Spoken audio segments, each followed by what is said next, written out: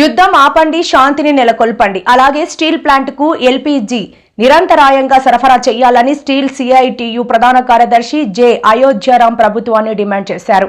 నేడు steel CITU ఆధ్వర్యంలో steel ప్రధాన పరిపాలనా భవనం ఎదుట స్టీల్ ప్లాంట్ కు ఎల్పీజీ నిరంతరాయంగా సరఫరా చేయాలని, యుద్ధం ఆపండి, శాంతిని నెలకొల్పండి అనే ప్రధాన డిమాండ్తో ధర్నా నిర్వహించారు.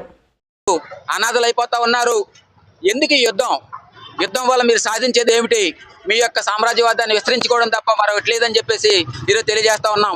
కాబట్టి యుద్ధం, ట్రంప్ యొక్క యుద్ధోన్మాదానికి వ్యతిరేకంగా ఈరోజు దేశ ప్రజానీకం అంతా కూడా ముందుకు రావాలి, యుద్ధాన్ని ఆపాలని చెప్పి డిమాండ్ చేయాలని చెప్పేసి స్టీల్ ప్లాంట్ ఎంప్లాయీస్ చేయటం కోరుకుంటా ఉన్నాం. ఈరోజు విశాఖపట్నం స్టీల్ ప్లాంట్ యుద్ధ ప్రభావం పడింది. ఎల్పీజీ లేక ఉత్పత్తి ఆపుకోవాల్సిన పరిస్థితి ఏర్పడతా ఉంది. స్టీల్ ప్లాంటే కాదు, ఇక్కడ ఉన్న ప్రజానీకం కూడా ఎల్పీజీ కేంద్రాల వద్ద బారలు తీసి నిలబడతా ఉన్నారు. సిలిండర్ లేవని చెప్తా ఉంటే రెండో వైపు మోడీ ప్రభుత్వం ఏం చెప్తా ఉంది? కొరత లేదు, అంతా బాగా ఉందని చెప్తా ఉన్నారు. ఎక్కడా కొరత లేదని చెప్పేసి ఈరోజు ఒక్కొక్కరు బుక్ చేసుకునే వాళ్ళు అర్ధరాత్రుల పూట బుక్ చేసుకోవాలని పరిస్థితి ఏర్పడతా ఉంది. ఎందుకు జరుగుతూ ఉంది? కాబట్టి యుద్ధం అన్నది పరిష్కారం కాదు. మీ యొక్క సామ్రాజ్యవాదాన్ని విస్తరించుకోవడం కోసం జరుగుతున్న యుద్ధాలని తక్షణమే ఆపాలని చెప్తా ఉన్నాం. అదేవిధంగా మోడీ ప్రభుత్వం అన్నది యుద్ధానికి వ్యతిరేకంగా యుద్ధాన్ని ఆపమని చెప్పేసి డిమాండ్ చేయవలసిన పరిస్థితి ఉంది. ఈరోజు ఒక చిన్న దేశం మీద ట్రంప్ చెప్తా ఉన్నాడు, ఏదైతే కర్క దేశం ఉందట, సరదాకైనా సరే కర్క దేశం మీద నేను యుద్ధం చేస్తానని చెప్పేసి అంటున్నాడు. అంటే చిన్నపిల్ల ఆటలాగా ఉంది యుద్ధం ట్రంప్ గారికి. కాబట్టి ప్రపంచంలో ఉన్నటువంటి దేశాలన్నీ కూడా ఈ యుద్ధానికి వ్యతిరేకంగా ముందుకు రావాలి. అలీన విదేశాంగ విధానం ఉన్నటువంటి మన దేశం యుద్ధాన్ని ఆపడానికి ముందుకు రావాలని చెప్పేసి డిమాండ్ చేస్తా ఉన్నాం. శాంతి నెలకొల్పండి. ఈరోజు అమెరికా, ఇజ్రాయెల్ కలిసి ఇరాన్ మీద చేసే యుద్ధం వలన వారి దేశాల మధ్య యుద్ధం జరగడం లేదు. ప్రపంచవ్యాప్తంగా ప్రతి దేశం కూడా ఏదో పద్ధతిలో మూల్యం చెల్లించాల్సిన పరిస్థితి ఏర్పడతా ఉంది.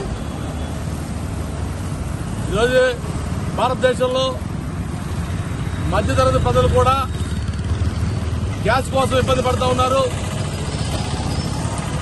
యుద్ధం అనేది యుద్ధం వరకు ఆకుండా సామాన్య ప్రజానీకాన్ని, పిల్లలని చంపుతా ఉన్నారు. హాస్పిటల్ ధ్వంసం చేస్తా ఉన్నారు. ఈ యుద్ధం నుంచి వచ్చే విషవాయువుల వలన క్యాన్సర్ వ్యాధికి, ఇతర శారీరక రుగ్మతలకి ప్రమాదం వస్తుందని చెప్పేసి, పర్యావరణం దెబ్బతింటుందని చెప్పేసి శాస్త్రవేత్తలు చెప్తా ఉన్నారు. ఈ యుద్ధం అవసరమా? దేనికోసం ఈ యుద్ధం? మీ సామ్రాజ్య కాంక్షతో యుద్ధాలు చేసి ప్రపంచ జనాభాని అతలాకుతలం చేస్తూ ఇబ్బందులు గురి చేస్తా ఉన్నారు. వెంటనే యుద్ధం ఆపాలని చెప్పేసి సిల్సిఐటిగా డిమాండ్ చేస్తా ఉన్నాం. ఈ నేపథ్యంలో యుద్ధం పేరు చెప్పి విశాఖపట్నం స్టీల్ ప్లాంట్ రావాలని ఎల్పీజీ నిల్వల్ని ఆపేశారు.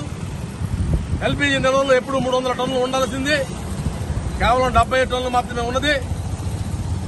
ఇది 5-6 రోజులు మాత్రమే సరిపోతుంది. 300 టన్నులు డబ్బులు కట్టి వెయిట్ చేస్తున్నప్పటికీ కూడా ఎల్పీజీ ఇవ్వడానికి నిరాకరిస్తా ఉన్నారు. వెంటనే ఎల్పీజీ ఇవ్వాలని చెప్పేసి, తద్వారా స్టీల్ ప్లాంట్ ఉత్పత్తులు ఆకుండా చూడాలని చెప్పేసి, స్టీల్ ప్లాంట్ ఉత్పత్తులు ఆగితే స్టీల్ కృత్రిమ కొరత రాబోతా ఉంది, మెడికల్ ఆక్సిజన్ కొరత రాబోతా ఉంది, రైతుల అమ్మోనియా కొరత రాబోతా ఉంది, ఇతర బయోప్రొడక్ట్స్ కూడా కొరత రాబోతా ఉంది. కాబట్టి స్టీల్ ప్లాంట్కి నిరంతరాయంగా ఎల్పీజీ సరఫరా చేయాలని చెప్పేసి డిమాండ్ చేస్తా ఉన్నాం.